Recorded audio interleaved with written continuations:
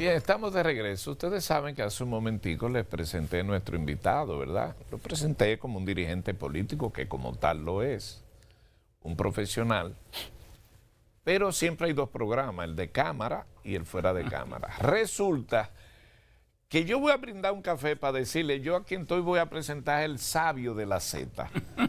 Y fueron 3 minutos. Usted, buenos días, antes que nada. Mire un café Santo Domingo. Muchas gracias. Buen día, ingeniero. Acá, antes de la entrevista, como un tema de un libro que usted está haciendo y va a terminar. ¿Y de qué se trata? Gracias, señorita.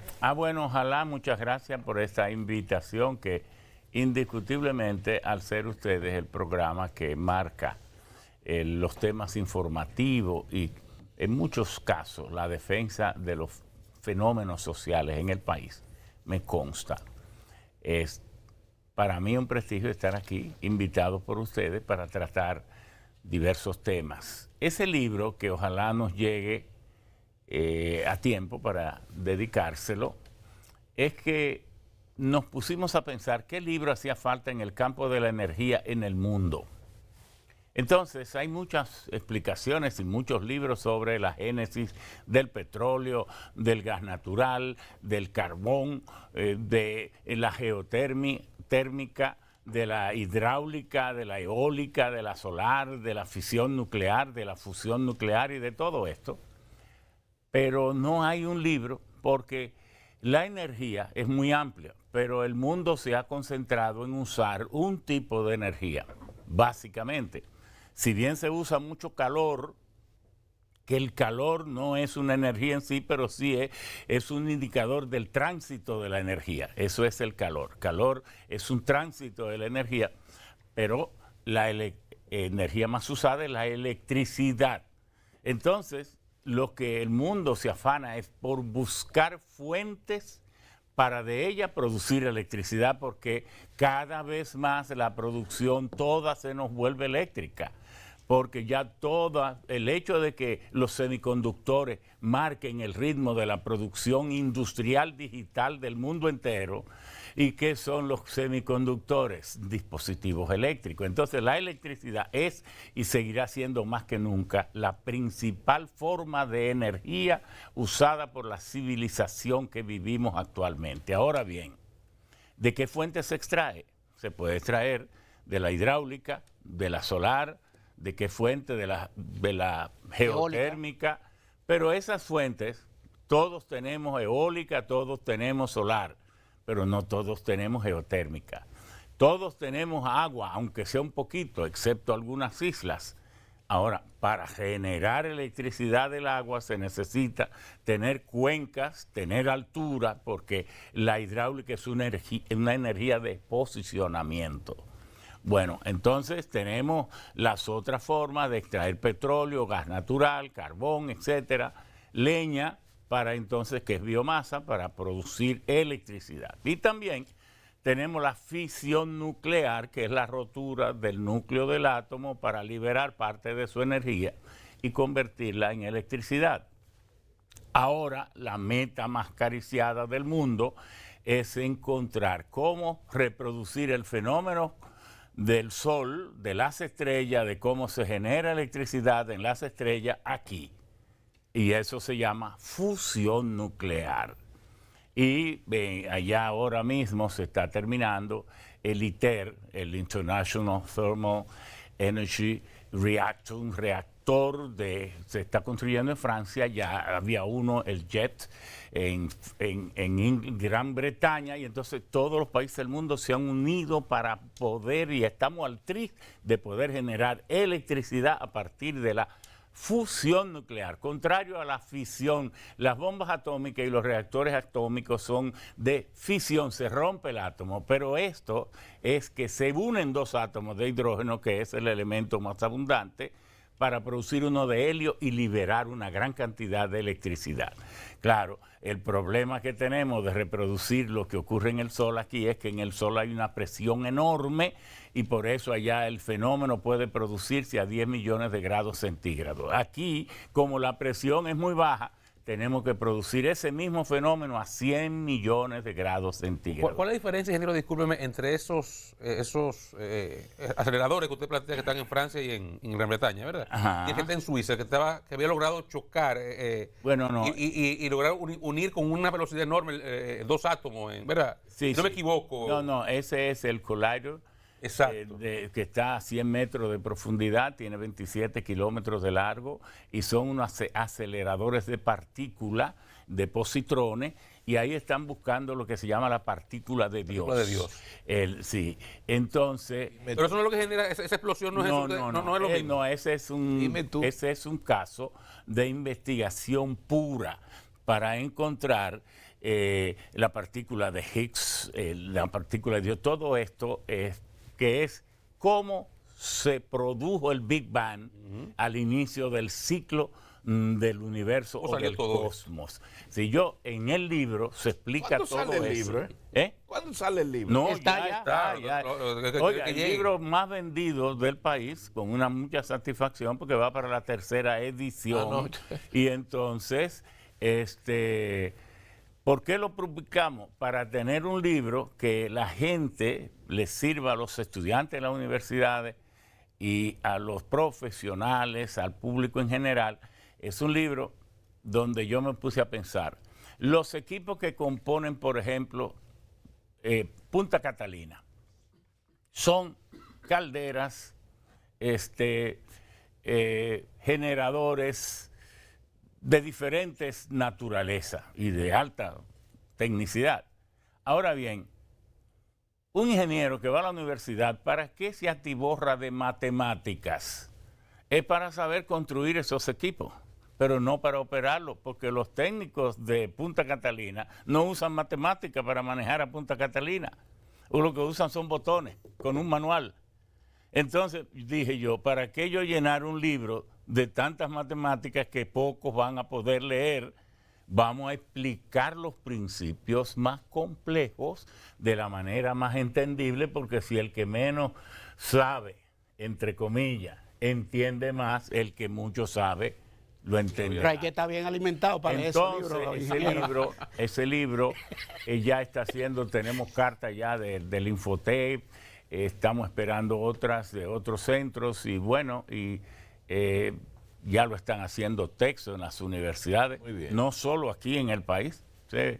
Y bueno, lo estamos traduciendo para también venderlo en Amazon. Ingeniero, usted que le tocó ahora en la campaña pasar mucho tiempo en San Juan, porque le correspondió dirigir la campaña de su partido en esa zona, ¿qué trajo de allá adicional a lo que usted sabía de la posibilidad de extraer oro del proyecto que se encuentra, ¿cómo se llama esa zona? Rosario, la Rosario. Romero. Mire, Romero. Hay cosas que hay que decirlas para llamar la atención, porque a veces uno, envuelto en tantos detalles en la vida, no cae en cuenta. Las grandes minas que hay aquí no están en la cordillera central. ¿Y dónde que deben aparecer la mayor cantidad de minas? En la cordillera central. ¿Supone? De todo lo que nosotros manejamos aquí, un 40-50% es metal. Sí. Si dejamos de extraer metales, ¿es eso racional?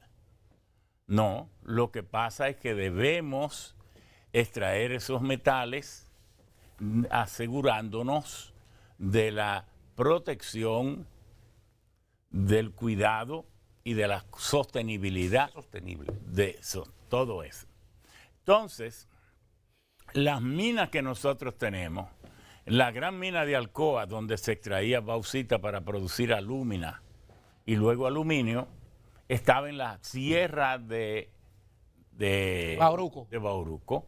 Pero la gran mina de Falcon Bridge y de Rosario y de ahora Barry Gold y la de Comidormi y todas otras más, están en la sierra de Yamasá.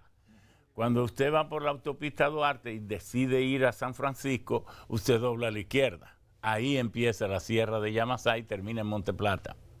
Entonces, en la cordillera central, fuera de cantera, de extraer piedrecita, arcilla y algunos carbonatos, no hay una sola mina. Ahora, en todos los geólogos y técnicos y científicos de la Tierra, de la costra terrestre, saben que la cordillera central debe ser un Potosí. Ahora se ha aflorado ahí en Romero, a una profundidad de 150 metros, un yacimiento. ¿Eso es relativamente poco o mucho? No, eso es bastante, porque eso está muy por debajo de los acuíferos. Okay. Entonces, llegará el momento en que San Juan y el pueblo dominicano será educado sobre ese yacimiento por lo que saben de eso y no por lo que no saben.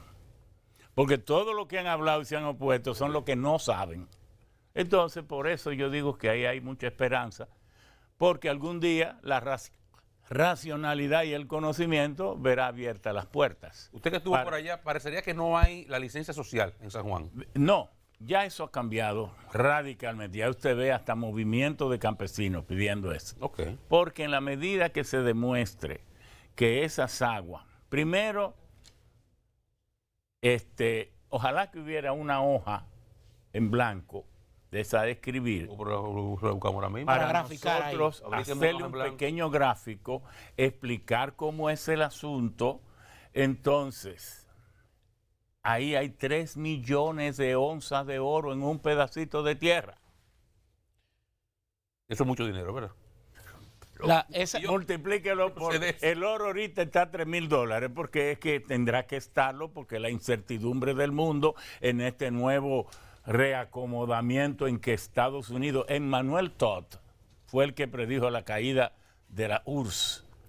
Y él es lo que es un demógrafo, un gran estudioso francés de cómo evolucionan las demografías de los pueblos, y él se dio cuenta que en la URSS había un problema con una alta mortalidad infantil y con una bajísima y con un crecimiento poblacional negativo, y dijo: esta monstruosidad de organización político-administrativa no es sostenible en esas condiciones. Sí. Y asimismo cayó la URSS. Ahora él está diciendo que va a caer Estados Unidos, porque las contradicciones internas de esta... Entonces, ¿qué quiero decir con todo esto? Que los pueblos tienen que tener entendimiento de sus propias realidades, claro, porque entonces, hombre, ¿de dónde van a sacar el dinero para vivir? Claro, y dejar, dejar el cultivo de la ignorancia. Déjeme ser abogado del diablo aquí, en lo que usted grafica. La otra parte, digamos, déjeme poner la otra cara de la moneda. Ok, la explotación minera para una isla como nosotros debe ser muy limitada. Un territorio continental puede explotar más. Claro, una isla, como un territorio insular como nosotros, tiene que ser muy cuidadosos. Para eso se hacen el sistema de áreas protegidas. Aquí, afortunadamente, desde el 2004 tenemos eso. Y luego, eso de las licencias sociales es muy positivo, porque le hubieran echado mano y lo hubieran hecho de cualquier manera, porque hasta la Constitución Dominicana, antes de la del 2010, era un atentado a los recursos naturales. ¿Sabe qué decía esa Constitución antes del 2010? Decía: el aprovechamiento del subsuelo de la República tiene prioridad sobre cualquier otro uso de los suelos. Eso era diciendo, o sea, atentado al agua. Minas hay que explotarlas como sea. Y dársela al que llegar. Ahora, ¿qué dice ahora? Y en eso, esto es un implícito reconocimiento al aporte de Leonel Fernández y el equipo que se empeñó del 10. con esa... Milton Ray Guevara. Don Milton, que nos ha sorprendido a todos. Es el verdadero juez que la República quería. Sí. Lo fue.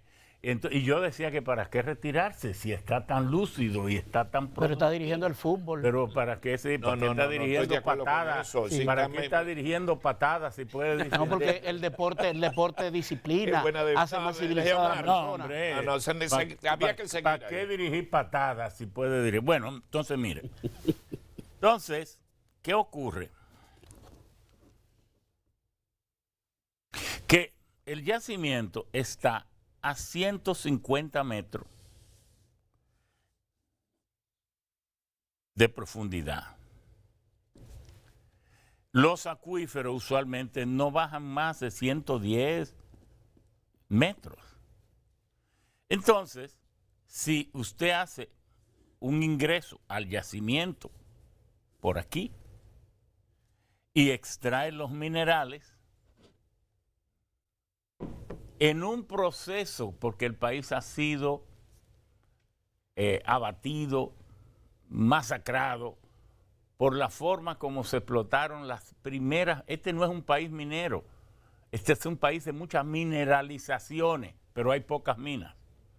Si usted va a México, que hay 200.000 minas, o a Chile, bueno, entonces fuimos traumatizados por Alcoa, que fue una extracción dejando cráteres sin ningún criterio ecológico, y luego por Rosario Dominicana.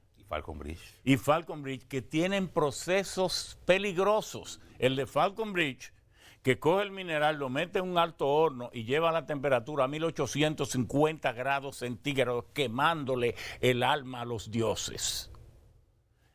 Entonces, a una extracción como la de Rosario y ahora Barrick Gold, que es con los venenos más aterradores que hay en la tierra, que es el cianuro, el ácido sulfúrico, todo eso. Sin embargo, eso se ha mantenido bajo control y si bien hemos tenido que hacer muchas protestas y asegurarnos de que nada pasara, y así ha sido, gracias a Dios, pero entonces aquí, este es un yacimiento totalmente distinto y es lo que la gente irá entendiendo. Aquí no se necesita un proceso donde se utilicen químicos venenosos.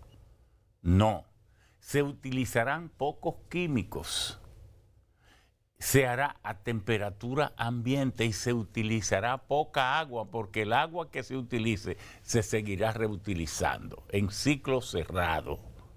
Entonces, no tiene por qué llegar ni cerca, ni al río San Juan, ni a la presa. Que no le afectará. Es más, si yo fuera, porque yo también, además de estudiar minería y geología, yo soy metalurgista. Estudié en Colorado School of Mines metalurgia y por eso puedo hablar con algún conocimiento y alguna certidumbre. Todo el mineral que se extraiga ahí se puede bajar a orilla de la autopista. Y eso es lo que le va a agregar, son 15 o 20 dólares por tonelada y poner la planta ahí para que no haya. Y la comisión para que valide eso que usted está diciendo y quede todo el mundo satisfecho. Dice que el estudio costaría por encima de los 200 millones de pesos. Pero eso es tontería lo que cueste. El tema es que el pueblo tiene derecho a saber qué se va a hacer con lo suyo, porque los gobiernos son estructuras artificiales, pero los pueblos son realidades que viven en su tierra. Entonces, el principal dueño de esto no es el gobierno coordina, son los sanjuaneros. Y eso debe entenderse que es de los sanjuaneros. ¿Y los dominicanos? Y de los dominicanos, pero principalmente de ellos, que tienen su historia. Ahí le masacraron a Nacaona, a Boechío, toda su historia ellos la tienen sembrada. Esas tierras están fertilizadas con los huesos blancos de todas esos. Fusilaron a Sánchez. Y Sánchez en el cercado. Les dice que fue en San Juan. Por otro lado, usted que mencionaba la Alcoa, hay versiones, incluso lo mantenía aquí hace un tiempo el ministro de Energía y Minas, de que República Dominicana tiene un potencial enorme de tierras raras en esa zona donde estaba la Alcoa. No, pero eso lo anunció formalmente el ministro de Energía y Minas. Lo dijo aquí hace un tiempo. Claro, y dijo que el valor estimado a precio presente in situ, porque una cosa son los valores que tienen los yacimientos in situ, ese quiere decir antes de extraerlo, y otra el valor que tiene extraído, porque al valor in situ hay que descontarle el costo de producción. Pero sí, concluyendo, ese yacimiento, ahí tendrá que haber armonía. Lo que los sanjuaneros deben ponerse todos a una, de que ellos son los responsables de su progreso. Exacto. Y que ahí no puede venir el gobierno, ni este, ni ningún Coger eso y gobierno. llevarlo para No, y hacerle un chanchullo que se apruebe en el Congreso de que sin leerlo y tres para... Ingeniero, ahí está su libro. Ese es ahorita, ¿verdad que Sí. le pone vista a eso? Ya Sí, eso está en 3%. un sitio ahí, espera. Que estoy viendo a 3% para... Xiomara, sí, yo lo voy a pasar. Y el estudio que determina Entonces que el tenemos... estudio, los pueblos no pierden nada estudiando para saber lo que tienen. Claro. Entonces, pongámonos todos de acuerdo. Aquí nadie... Esos tiempos de que, cuidado si se hace el estudio y después nos manipulan, no. De la única manera que yo estoy de acuerdo... Eso es cosa del pasado. De la única manera que yo estoy de acuerdo que ese estudio se haga es que el gobierno tenga un seguimiento y cree una comisión de veedores, de gente de San Juan y de gente como Pero ustedes. gente con conocimiento. De gente de San Juan y de gente como ustedes, que no, a pesar de todas las tentaciones, nunca han fallado. Entonces, denle seguimiento a eso para que la mayor parte de lo que se quede, primero, que el país se quede con un 50% o más. Y segundo, que de ese 50 a San Juan... Le toque.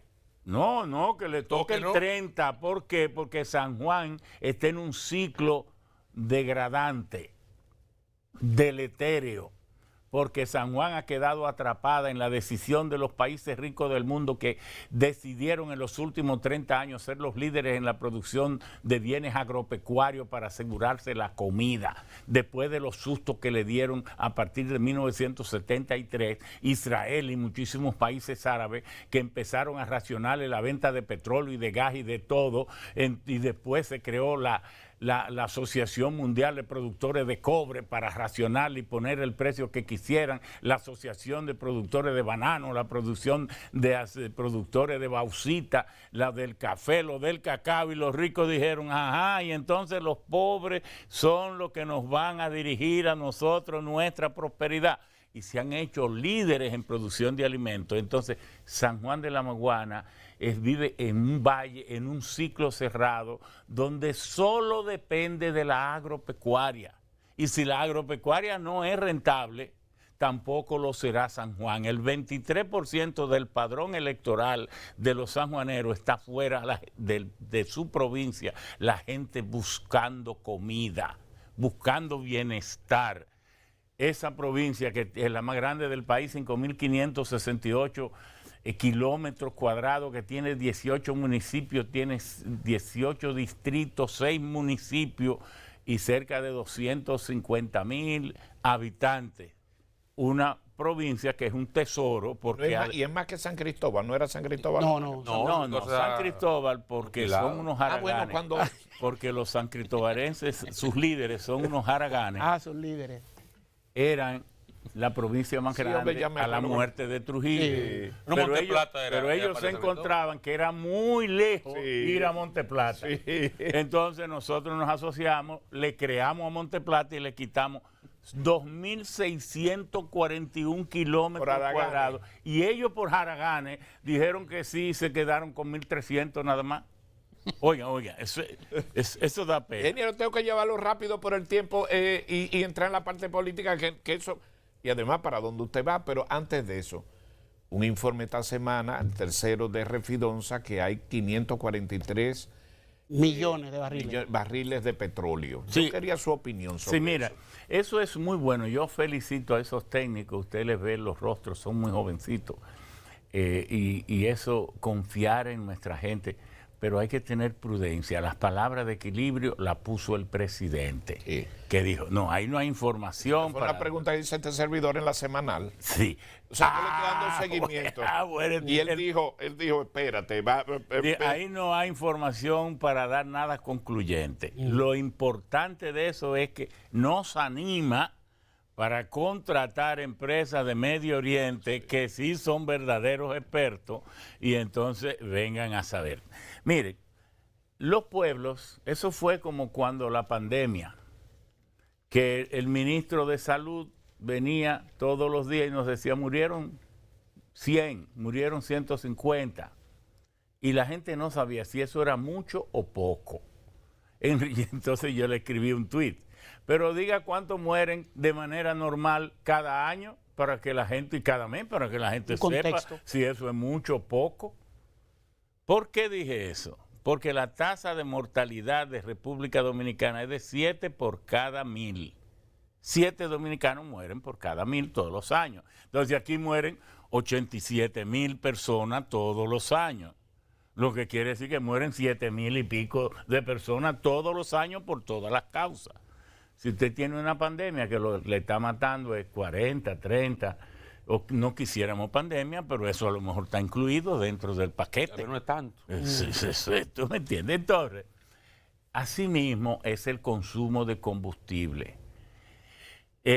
A ningún pozo petrolero se le ha podido extraer más del 30% del petróleo que contiene. De manera que cuando se dice aquí, esta región de pozo se agotó, no es que se ha agotado, es que queda el 70% ahí. Lo que pasa es que no se le puede extraer más, a menos que no sea con técnicas de secundaria, terciaria o cuaternaria que aumenten la extracción. ¿Cómo se llama lo que son los americanos? Crash.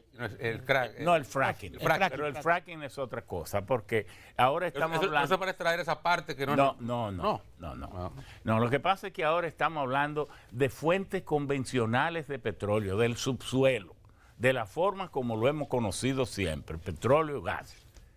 El fracking extrae y explota las lutitas o los esquistos bituminosos, que son unas arcillas extremadamente duras, que lo mismo pueden ser todas las montañas rocosas de Estados Unidos en una gran parte, y los Apalaches son parte de lutitas y de esquistos bituminosos. De manera que lo mismo puede estar en el subsuelo como en montañas y en montañas afloradas. Entonces ahí se le aplica un proceso de extracción totalmente distinto. Aquí, cuando se hace una perforación, el petróleo aparece en la manera convencional en grandes masas de terreno, no es en hoyo, ni en aljibe, ni en lagos. Eso puede darse, algunos bolsones. Es en rocas sedimentarias, porosas y permeables. ¿Y por qué nunca se le puede extraer más del 30% del petróleo que contienen? Porque el petróleo se formó hace 270 millones de años por la muerte de trillones y trillones de algas, de microorganismos, de organismos más grandes, de animales y de todo. Y entonces que fueron conservados en pantanos, en zonas muy húmedas y muy frías, y si continuó esa deposición de capas y así se formó una roca sedimentaria. Todo el petróleo aparece en roca sedimentaria. ¿Y por qué es porosa? Porque donde estaban esos animales ahí quedó un poro. Cuando, debido a las altas presiones, esas zonas se hundieron más y el calor de la Tierra, que la Tierra tiene 5,000 grados centígrados en su fondo, porque la Tierra es una bomba atómica que tiene en su núcleo central uranio, níquel y hierro. Y ese uranio se va desintegrando y de ahí que nace el enorme calor de la Tierra. Entonces ese calor penetra y toda sustancia orgánica que se descompone en ausencia de aire genera hidrocarburos. Por eso es que en el pozo séptico de la casa suya, que hay poco aire, con las heces fecales de la familia hay que ponerle un respiradero. Si no, se formara gas metano y explotaría la casa con todo. Es decir, que nosotros... En los campos que usaban iluminarlo, había una explosión. Bueno, gracias por esta cátedra. Y no es que no estamos... Bueno, antes que nada, tenemos alguna... usted, sus próximos pasos, el caminar suyo... yo de aquí me voy para mi casa. No, el gobierno a partir de agosto. Yo no puedo con Ramón, no. Yo no puedo, él sabe que yo le voy a preguntar eso. ¿Qué tenemos con usted? No, déjeme decir. Ojalá el especular. presidente nos nombrara en la mitad del gobierno. Porque si él tiene el gobierno entero, yo puedo con la mitad. Pero no, lo que estamos diciendo es que esa es una decisión personal. Correcto. Que no hay por qué apurarla. Exacto. Y entonces hay muchos espacios. Lo interesante es que ganamos. Y lo interesante es que no se va a juramentar otro que él. Y lo interesante es que el PRM va por buen camino. La CEPAL dice que es el país de más alto crecimiento. Claro, hay que sacar Guyana, que crece en un 26.6% por los grandes yacimientos. Referente, y Guyana. por ahí viene Surinam sonando también, y nosotros estamos creciendo un 5 y tanto %. Pero donde a nosotros se nos designe que esté a nivel de nuestras posibilidades personales, ahí estaremos. ¿El libro? Miren, este libro, Tratado de Energía Moderno, sí, lamentablemente tiene 800 páginas porque tiene que ser así, y les dice cómo extraer energía eléctrica de todas las fuentes. Aspiramos que sea, por ejemplo, del carbón, aquí digo del petróleo, a propósito, Ya se lo dejo, que se nos terminó el tiempo. bueno, se nos fue el tiempo. A la próxima. Presentarle.